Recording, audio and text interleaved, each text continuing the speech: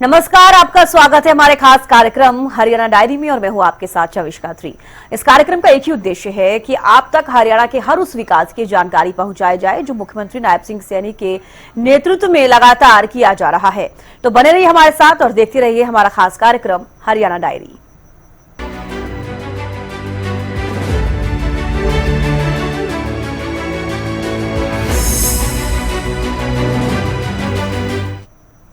समय के साथ हरियाणा विकास की नई ऊंचाइयों को छू रहा है। खासतौर पर गुरुग्राम आज न सिर्फ देश का बल्कि दुनिया के हाईटेक शहरों की गिनती में आता है और ऐसे में गुरुग्राम में सरकार की तरफ से ग्लोबल सिटी बनाने का काम अब तेजी से आगे बढ़ रहा है। इसी कड़ी में गुरुग्राम पहुंचे सीएम नायब सिंह सैनी ने ग्लोबल सिटी को लेकर अहम बैठक की।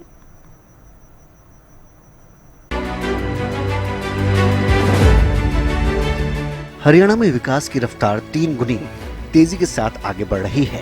पिछले 10 से 11 सालों में चाहे वो शहर हो या गांव, इनकी तस्वीर बदलने का काम सरकार ने किया है। हरियाणा की आर्थिक राजधानी कही जाने वाली साइबर सिटी देश ही नहीं आज दुनिया के सबसे तेजी से विकसित होने वाले शहरों में गिनी जाती है। हाईटेक टेक्नोलॉजी के साथ गुरुग्राम और ज्यादा समय के साथ साथ हाई फाई हो रहा है। इसी कड़ी में मुख्यमंत्री नायब सिंह सैनी ने द्वारका एक्सप्रेसवे के किनारे बसाई जा रही ग्लोबल सिटी का दौरा किया। उन्होंने देश विदेश से पहुंचे निवेशकों से बैठक कर ग्लोबल सिटी के बारे में विस्तार से सरकार की प्लानिंग भी बताई। यहाँ 1 लाख करोड़ रुपए के निवेश की क्षमता रहेगी और सीधे तौर पर 16 लाख लोगों का फायदा होगा और 1 लाख नए रोजगार भी मिलेंगे। उन्होंने बताया कि 1003 एकड़ में बनने वाली ग्लोबल सिटी के पहले चरण में 940 करोड़ रुपए के खर्च के साथ 587 एकड़ पर काम 31 जनवरी 2026 तक पूरा हो जाएगा। इसे अंतर्राष्ट्रीय मानकों के आधार पर विकसित किया जाएगा, जिसमें रेजिडेंशियल, कमर्शियल के अलावा अस्पताल, स्कूल और कॉलेज बनाए जाएंगे। जो ये गुरुग्राम में ग्लोबल सिटी बनने जा रही है, जो अंतर्राष्ट्रीय मानकों के आधार पर ये सुसज्जित होगी और हरियाणा के विकास में ये एक मील का पत्थर साबित होगी। ये ग्लोबल सिटी 1000 एकड़ में डेवलप होगी। इसमें अलग अलग जो इसकी योजना बनी है, इस योजना के अनुसार इसमें मिक्स यूज लैंड, इसमें अलग से रेसिडेंशियल भी रहेगा, इसमें कमर्शियल भी रहेगा, इसमें इसके साथ साथ एजुकेशनल इंस्टीट्यूट भी इसके अंदर रहेंगे। अंतर्राष्ट्रीय सुविधाओं से सुसज्जित ये सिटी इस प्रकार की बनेगी कि इसको देखने भी लोग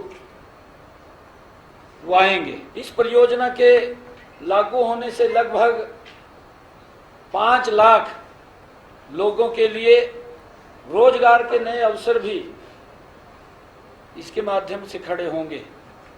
सिटी में जो पानी की आपूर्ति को सुनिश्चित करने के लिए 18 एकड़ में एक 350 मिलियन लीटर क्षमता का मास बैलेंसिंग रिजर्वायर बनाया जाएगा।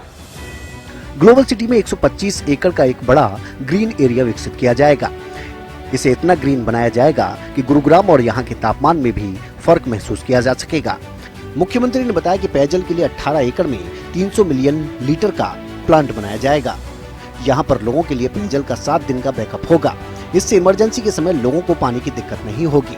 ग्लोबल सिटी ये न केवल हरियाणा की बल्कि देश की भी पहली हाईटेक सिटी होगी, जिसमें सबसे बड़ा भूखंड 86 एकड़ का है। इसमें न्यूनतम 65% वाणिज्यिक उपयोग और अधिकतम 35% आवासीय होगा। यहाँ पर कॉरपोरेट कंपनियों के दफ्तर से लेकर एक आत्मनिर्भर टाउनशिप के रूप में विकसित किया जाएगा। दूसरा भूखंड 23 एकड़ आकार का है, इस पर भी वही नियम लागू होंगे। तीसरा भूखंड 58 एकड़ का है, जिसका उपयोग 50% वाणिज्यिक और 50% आवासीय उद्देश्यों के साथ किया जाएगा।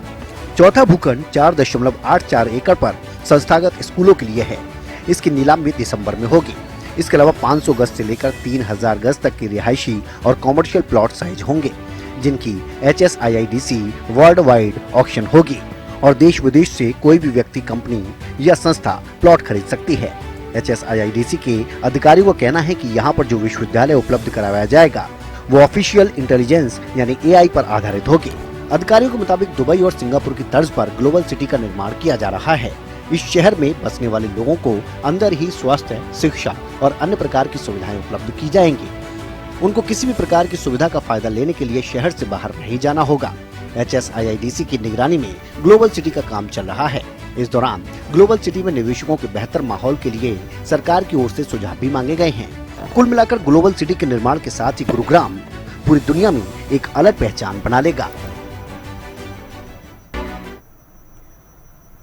मुख्यमंत्री नायब सिंह सैनी के कुशल नेतृत्व में हरियाणा प्रदेश लगातार विकास की ओर अग्रसर है। ऐसे में हरियाणा का हर वर्ग सरकार के कार्यों से काफी संतुष्ट नजर आ रहा है, क्योंकि हरियाणा सरकार का एक ही मकसद है कि प्रदेश के अंतिम व्यक्ति का विकास किया जा सके। फिलहाल हमारे खास कार्यक्रम हरियाणा डायरी में आज के लिए बस इतना ही। आप देखते रहिए हरियाणा न्यूज।